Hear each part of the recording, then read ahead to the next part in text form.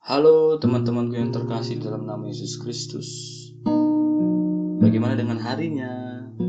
Pasti luar biasa. Tuhan Yesus memberkati, ya kan? Oke, baik.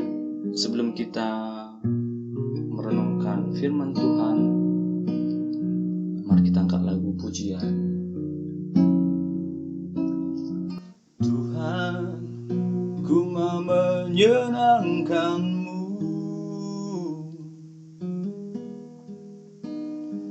Tuhan, bentuklah hati ini jadi bejana untuk hormat-Mu, cemerlang bagai emas murni. Tuhan, ku serahkan hatiku,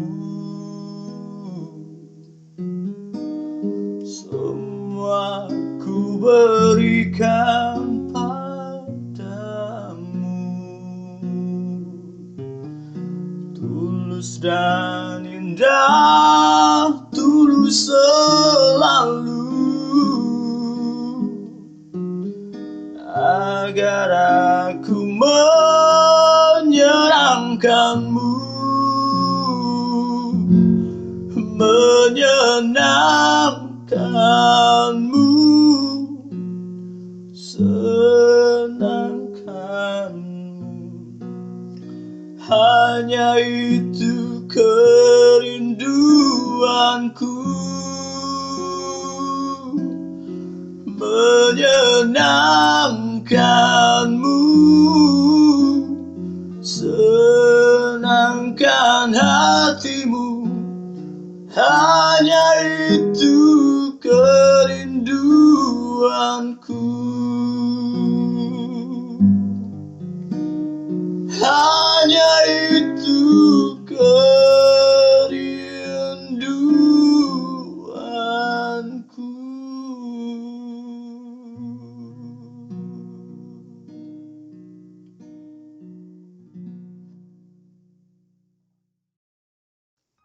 Benar Bapa, benar ya Allahku, kami mau selalu menyenangkan hati-Mu. Apapun yang akan terjadi, kami akan selalu tetap berada di dalam jalan Yesus Kristus. Kami tidak perlu takut Bapa, karena di dalam Engkau ada kepastian. Dalam Yesus ada damai sejahtera. Bapa yang baik, Bapa yang sangat baik, sebentar Tuhan, hamba-Mu akan menyampaikan renungan malam. Biar Bapa Engkau pakai Tuhan, dan biar Bapa apa yang ingin Kau sampaikan dapat tersampaikan buat teman-teman yang ada di grup GIC ini.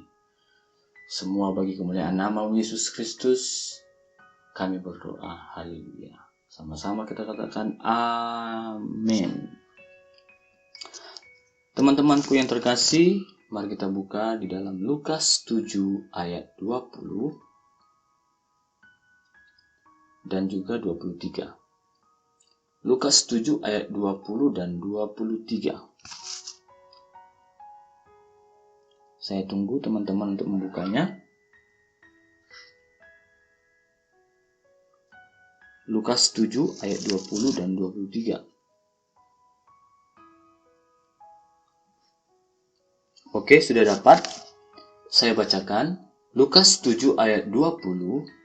Ketika kedua orang itu sampai kepada Yesus, mereka berkata, Yohanes Pembaptis menyuruh kami bertanya kepadamu, Engkaukah yang akan datang itu, atau haruskah kami menantikan seorang yang lain? Sekali lagi, ketika kedua orang itu sampai kepada Yesus, mereka berkata, Yohanes Pembaptis menyuruh kami bertanya kepadamu, mu di sini adalah Yesus ya, Engkaukah yang akan datang itu, atau haruskah kami menantikan seorang lain? Yang ayat 23-nya, Yesus menjawab mereka, berbahagialah orang yang tidak menjadi kecewa dan menolak aku. Teman-temanku yang terkasih dalam nama Yesus Kristus, saya akan membuat judulnya yaitu Jangan Tawar Hati. Jangan tawar hati. Mengapa demikian saudara-saudaraku yang terkasih? Jangan tawar hati. Karena dari kehidupan Yohanes Pembaptis ini, kita dapat memperoleh banyak pelajaran kerohanian, juga melalui pergumulan hidupnya, pergumulan batinnya dalam menyambut atau menanggapi Mesias. Kita tahu saudara-saudaraku, Yohanes Pembaptis ini adalah yang dinubuatkan oleh Yesaya yang akan memberikan atau membuka jalan bagi Yesus untuk menyampaikan firman Tuhan kepada bangsa Israel. Dan kita ketahui juga Yohanes itu sangat menggebu-gebu menanti-nantikan Mesias, menantikan Yesus Kristus. Tetapi kenapa di ayat Lukas 7 ayat 20 dan 23 ini, di mana Yohanes itu dia mulai tawar hati, dia mulai bimbang, dia mulai ragu. Apakah Yesus yang sudah melakukan banyak mukjizat, melakukan banyak hal yang menunjukkan bahwa dia adalah anak Allah melalui mukjizat-mukjizat yang dia lakukan? Yohanes sendiri sudah menyaksikan. Tetapi kenapa Yohanes Pembaptis di sini dia mulai ragu, mulai bimbang, mulai mempertanyakan Yesus Kristus? Ternyata saudara-saudaraku yang terkasih, apabila kita pelajari lagi, kita perhatikan, ternyata Yohanes Pembaptis, ya, di cerita sebelumnya, Yohanes Pembaptis itu dia sangat galau pada saat itu. Dia sangat bimbang, dia sangat resah. Belum lagi dia dibayang-bayangi dengan hukuman eksekusi mati yang akan dia hadapi. Mungkin dia akan terbayang-bayang eksekusi mati itu, sangat menyakitkan, ya. Dipenggal kepalanya, atau bahkan diiris-iris badannya, atau bahkan disalibkan, begitu. Yohanes Pembaptis mulai ragu, mulai mempertanyakan. Tetapi Yesus menjawab di ayat yang ke-23, "Berbahagialah orang yang tidak menjadi kecewa dan menolak aku." Teman-teman, kita diingatkan di sini melalui Yohanes Pembaptis, melalui permasalahan yang dihadapi oleh Yohanes Pembaptis, yang dia mungkin sangat galau, sangat bimbang, sangat resah, gelisah, ya, yang dia dibayang-bayang oleh hukuman eksekusi mati yang akan dihadapi. Kita diajari, apapun yang akan terjadi, saudara-saudaraku, entah itu akan mengecewakan kita, entah itu akan membuat kita malu, membuat kita bimbang, atau meresahkan kita, saya mau katakan sekali-sekali, jangan kita meragukan Tuhan. Jangan kita meragukan Tuhan. Karena iman yang sejati itu ialah iman yang bertumpu pada keyakinan bahwa semua yang Tuhan kerjakan adalah yang terbaik. Ya. Iman yang sejati itu, saya ulangi, iman yang bertumpu pada keyakinan bahwa semua yang Tuhan kerjakan, apapun yang Tuhan kerjakan, apapun yang Tuhan izinkan adalah yang terbaik. Ini adalah bentuk iman yang murni, saudara. Saya mau katakan sekali lagi, bukan iman yang kaleng-kaleng, bukan iman yang main-main. Nah, saya mau katakan, sekali ikut Yesus tetap ikut Yesus, sekali percaya Yesus tetap percaya Yesus.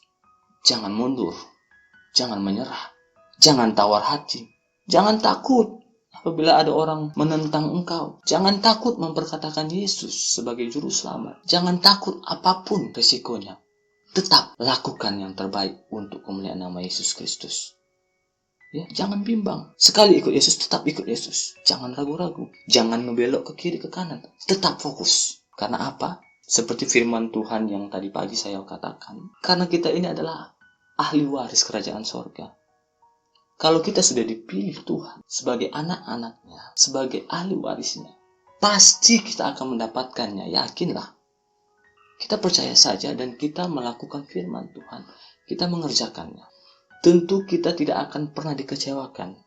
Percaya saja saudara-saudaraku, karena Yesus itu adalah Iya dan Amin. Dia adalah Alfa dan Omega. Tidak ada yang perlu diragukan dari Dia.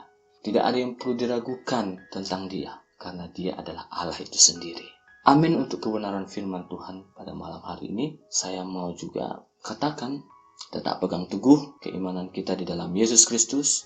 Jangan pernah ragu, jangan pernah bimbang, karena Yesus adalah jalan satu-satunya kebenaran dan hidup. Kita berdoa saudara-saudaraku yang terkasih, untuk kita mau beristirahat pada malam hari. Kita berdoa.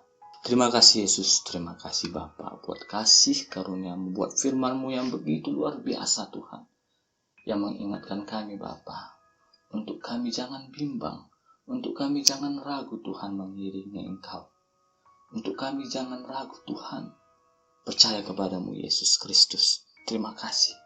Sebab Kau adalah Allah-Ku yang luar biasa. Kau adalah Allah yang dahsyat. Kau adalah Allah yang sangat baik, Bapa. Kau Allah yang penuh kasih, penuh damai sejahtera. Untuk apa kami galau, Tuhan? Untuk apa kami bimbang? Karena Engkau adalah satu-satunya yang memberi kedamaian bagi kami. Bapakku yang baik, Bapakku yang sangat baik, mampukan kami, Tuhan, untuk berjalan dalam jalan-Mu. Bila Roh Kudus-Mu, Tuhan, yang menguatkan kami.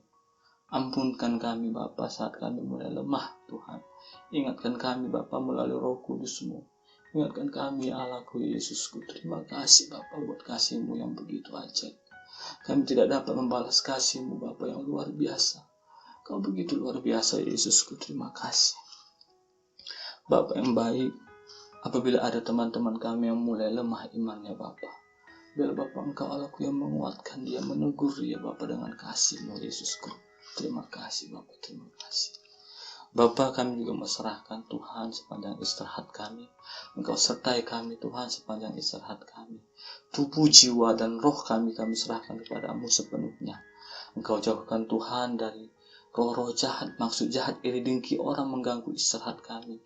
Semuanya itu, Tuhan, kami mau hancur, patahkan di dalam nama Yesus Kristus.